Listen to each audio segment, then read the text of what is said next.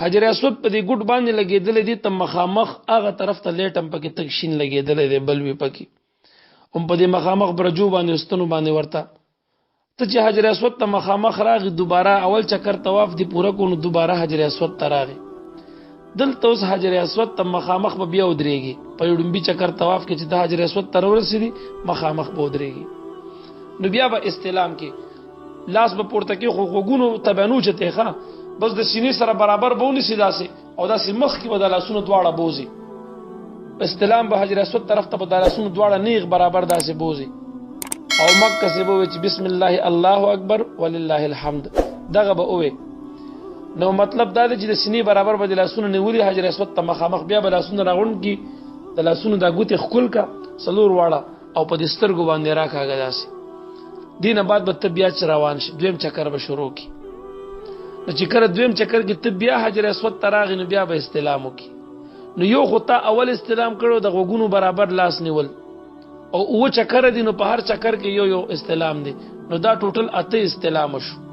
نه هم استلام پاتې دي حجر اسود ته مخامخ چې دا کم کیږي عادت بیا خیمه اته استلام داو کو لکه و دي چکرو کیو او یو دي پړمبه چې څنګه ورغي او دي کو ورته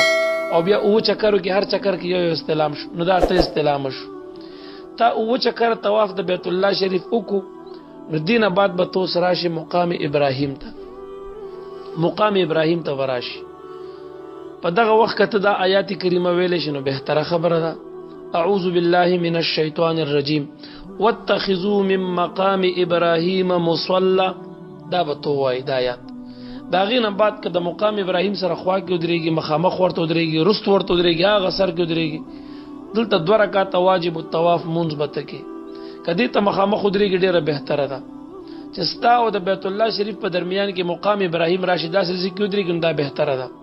کني ته په دې ټول بیت الله شریف کې چې کم ځکه نفل تو درېږي نو درې دې شي نفل پکې کولې شي دا غینه بعد چې کله تا مقام ابراهیم سره نفل کول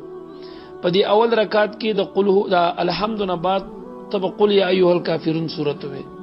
په دویم رکعات کې د ولد ضالین الحمد شریف نه بعد ولد ضالین نه بعد بقل هو الله احد سورته وي دینه بعد چې سلام دی وګرځول نو دعا وغواړه خو دعا وکړه د دعا نه بعد چې کله فارغ شونه تبر پاسه ملتزم شریف تبراشي ملتزم څه ته وي د بیت الله شریف دروازې سره خوا کې حجر اسود او د دروازې په درمیان کې د لږ حصہ ده دې ته ملتزم شریف ویل شي دې ملتزم شریف ته بتراشي نو دلته بته د خپل سینم دی بیت الله شریف دیوال سره لګي د لاسونو به داسې اوچت کې نیغ بوچت کې بیت الله د پاسه به کېږي او د خپل مخ بم بیت الله شریف سره لګي ستا مخ او سینه دواړه به د بیت الله د دیوال سره لګېدلی په دغه وخت به ته جاړې دعاګانې بغواړي خو دلته احتیاط دا وکړي چې ته احرام کیې نو ته به بیت الله شریف باندې لاسونه میږده مخ او سینه په میږده تا نه مخکې چې کوم کسان ولاړي بیت الله باندې مخ او سینه او لاسونه خې ته دغې په ملا باندې لاسونه کېده او دعا غواړه ته په بیت الله ځکه لاس میږده چې په دلته عطر لګولي او که ستا په لاس ولګېدو نو تا باندې دم لازمیږي نو تب امر بیت الله شریف ته لاس نوړي چې کله طواف دی وکړو عمره دی وکړه سر دی وخرلو جامې دی بدل احرام دی لري کو جامې دی واچولي بیا بیت الله شریف ته راځنه په مقام ابراهیم باندې لاس خوده شي بیت الله شریف باندې مقدا او بیا حجر اسود هم خورو بیا په کیسه ګناه نشته دی خو چې په خپل جامو کې ال تاغي پاغي اتر لګولي ته چې ورته لاس وړي نو پتا باندې بیا دم لازمیږي ګډ در باندې لازمیږي بیا په ګډ خیرات کې لاله به ندی ملتزم سره به تراش دلته به دعاګانې وغواړي د چا په ملا لاسونه کې د ودرېږي او جړاګانې کوه د دینه فارغ شوي دعا دلته وخت نه بیا روان شي ابي زمزم او بوله حرم شریف کې زی پزې کولره پرتی وي یا د صفا مروه طرف ته مخامخ گیټ دی بیت الله شریف دی گیټ ته مخامخ دغه تلار د صفا مروه ته بورډ لګیدل دي دغه تورشه ابي زمزم کولره پرتی وي دینه ابي زمزم د ولاړې په حالت کې اوسکا ابي زمزم چې کله ته د ولاړې په حالت کې اسکی دومره اوس چې موډ شي چې کله خه موډ شي د داغې نه بعد په مړه خېټه باندې بیا یو ګلاس وسکا یو ګلاس بیا مسکا بیت الله شریف طرف ته ګوره او دا دعا به وي دا دعا اللهم اني اسالك علما نافعا ورزقا واسعا وعملا صالحا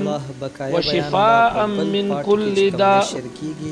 وما علي إلا البلاغ المبين وآخر دعوانا أن الحمد لله رب العالمين.